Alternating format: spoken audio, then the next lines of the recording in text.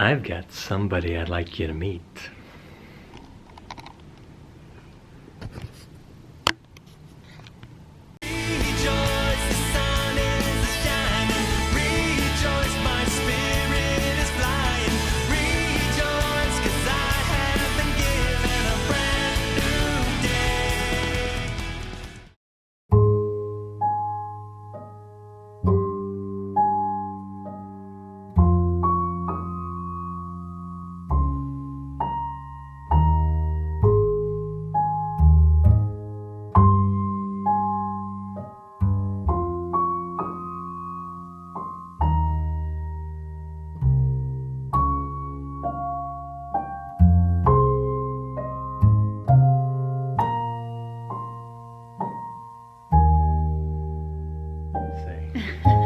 We had a baby.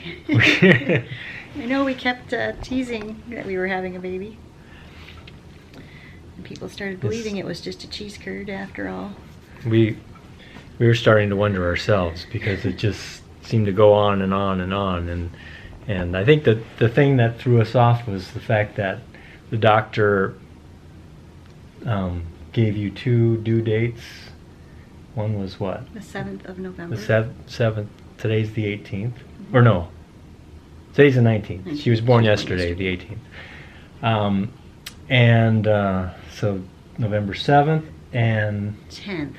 And 10th.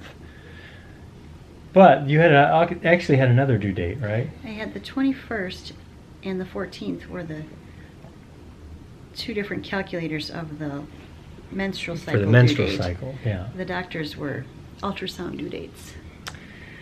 So, you know, that kind of threw us for a curve there. And of course, for the last 3 weeks, she's been having pretty strong contractions on and off, which is kind of typical for her. But, you know, coupled with the fact that we had these due dates, you know, on the 7th, and just thought, okay, any day now. So I'll be having contractions for anywhere consistently, like 7 minutes apart, 6 minutes apart, for anywhere from 2 to 6 hours. And then they'll stop. So keep that in your mind before you think I'm a nut for not going to the hospital. But yesterday, when she told me that she was having some pressure and things like that, that's kind of different. And well, I thought, when I woke up, when I got up in the morning, the contractions were pretty much gone. So I thought, well, I can just sit around and wait to have this baby, or I can just keep going on with life. Right. So I went to church, went to the store, came home. Didn't you walk at the lakefront too? Or? Came home and then we left, took the dog, and walked to the lakefront to do some dog training. Just another day. Socializing. And boy, was the baby heavy. There's so much pressure, but not very many contractions. But it just felt like she was going to just break out.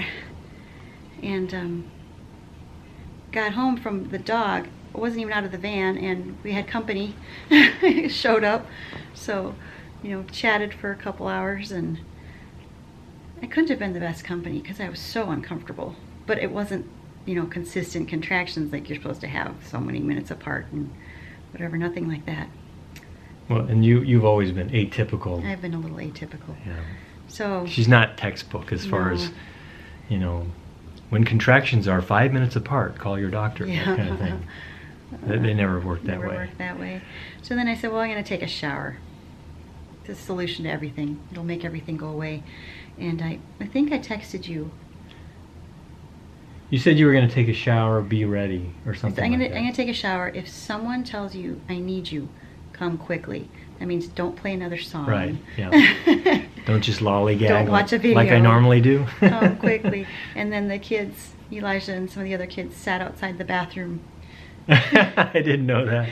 In case I needed somebody so that they could run and get you or come in and help me. So I came in from the trailer. I was doing some music stuff, and instead of eating dinner, I went to check on her, and she was lying on the bed, kind of crying when I saw and him. and sobbing, and I said, "What's the matter?" And she said she's scared, and I said, "Well, you normally don't get like that until you're right about ready to have the baby." Because she does this every time. She gets to this point where she's kind of panicky, and it's usually within, you know, an hour or so of having the baby. An hour usually. So I thought, we should probably go to the hospital, and I didn't eat dinner. And she's still kind of debating whether it's time to go. I didn't want to go for a false labor.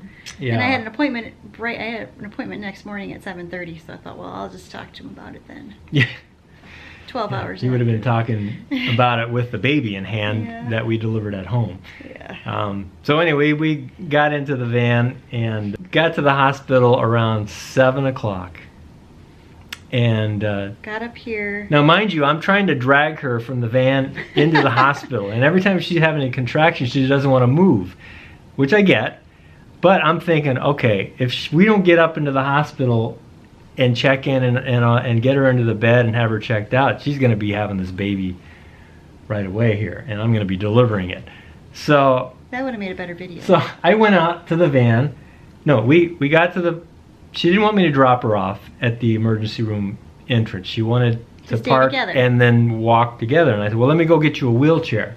Brought the wheelchair, and she didn't want to get into the wheelchair because she was having a contraction. It's She too said, well, bumpy. it's too bumpy, and it's you know, she's more uncomfortable sitting down. And finally I said, get in the wheelchair. We're going into the hospital. So I wheeled her into the hospital. We went up, checked in. So to sum it up, we got to the hospital at 7:01, which is what they logged us, the time they logged us in downstairs in the emergency in the room. lobby. Then you think you got into bed when?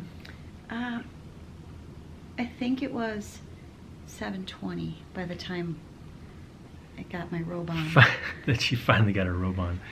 And then the baby was born at 7:39. Wow. She knows how to have a baby.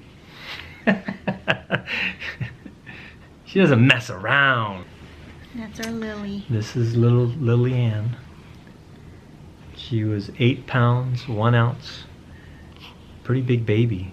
Second biggest for you? Fourth. Oh. Tied for fourth. That's okay. Where was I? Apparently I'm always in a daze. I remember these numbers. Yeah, our boys were bigger and Hannah was bigger. And Rebecca was tied. So anyway, mommy and baby are doing well. Thank you all for many of you for your kind comments, well wishes, and prayers. We really appreciate that. Hey, look at Daddy. Look at Daddy.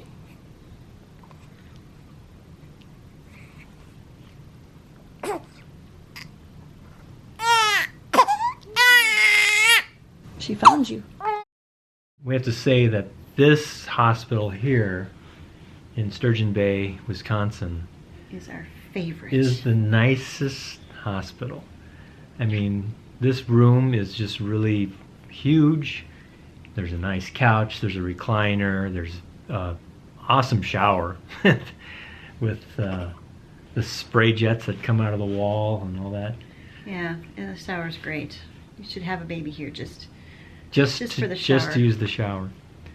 But one of the really nice touches that they give us here, and we've experienced it with Judah, who was born here, is that they give us a date night, and which is really cool. I mean, it basically they offer to take the baby, leave the kids with grandma, and then we have a menu that we're able to choose from, and they bring it in on a cart and serve it up to us, and we're able to have a pretty nice meal. Just the two of us. Well, the three of us. We kept the baby. Yeah.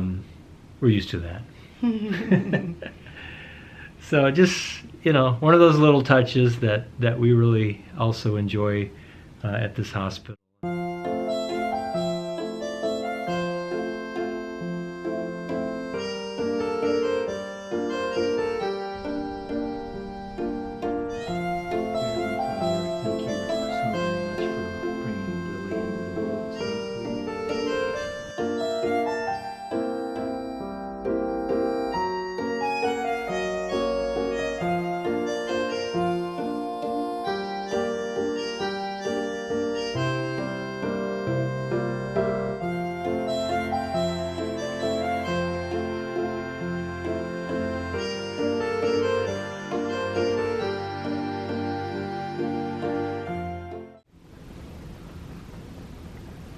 rare moment of contentment away from mommy. It won't last long.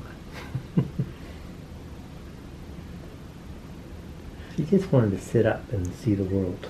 Maybe she's enjoying being in her daddy's arms.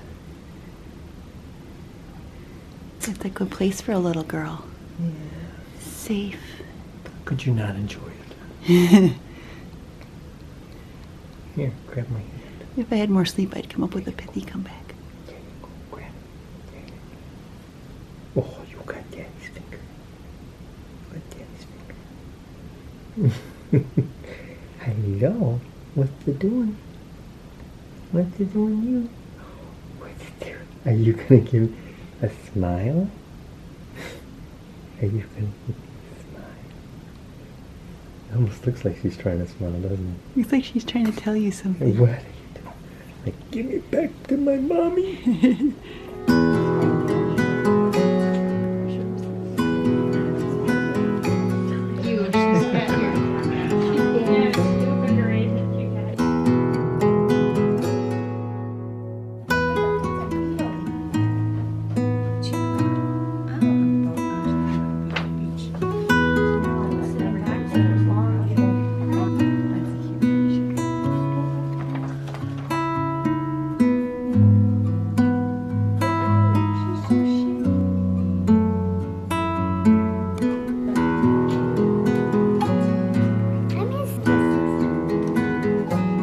Do you know what her name is, Judah?